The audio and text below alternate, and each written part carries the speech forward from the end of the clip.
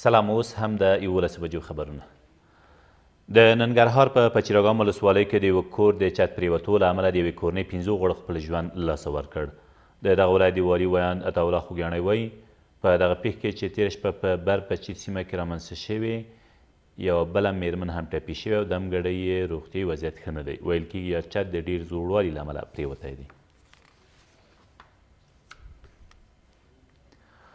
د پاکستان هوایي حریم له 115 ورځو وروسته تېر ماښام یو ځل بیا د افغانستان الوتکو پر مخ پرانیستل شو. د ملکي هوایي چلند اداره د یوې خبرپاڼې په خپرولو سره وایي تر دې وروسته د کابل دهلي او کابل منبعي پروازونه له شرقي مسیرونو ترسره کیږي.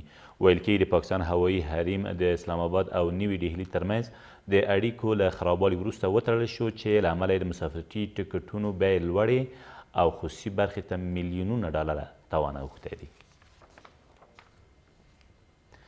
د کندهار په خاکریز ولسوالۍ کې د یوې چاودنې له امله 14 ولسي وګړي وژل شوي او 33 نور یې ټپیان دي. د کندهار والي وایي دغه پیښه تېره ورځ نږدې 2 بجې هغه مهال رامنځته شوه چې د دوی مازدا موټر په درزاب سیمه کې په یو ځای پر ځای شوي ماین اور برابر شو. د دغې پیښې ډېری قربانیان ماشومان او میرمنې دي او ویل کېږي یاد کسان زیارت کولو لپاره خاکریز ولسوالۍ ته تللي وو.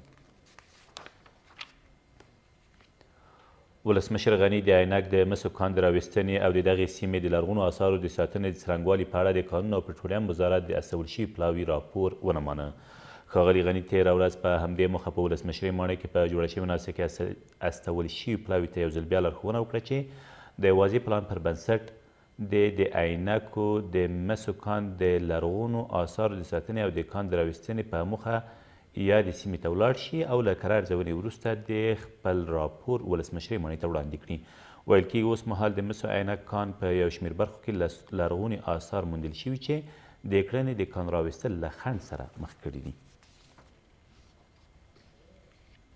د طالبانو د یو قمندان په مشرۍ د دغې ډلې یوه 10 کسیزه ډله تېره ورځ په لغمان کې د سولې له بهیر سره یو ځای شوه.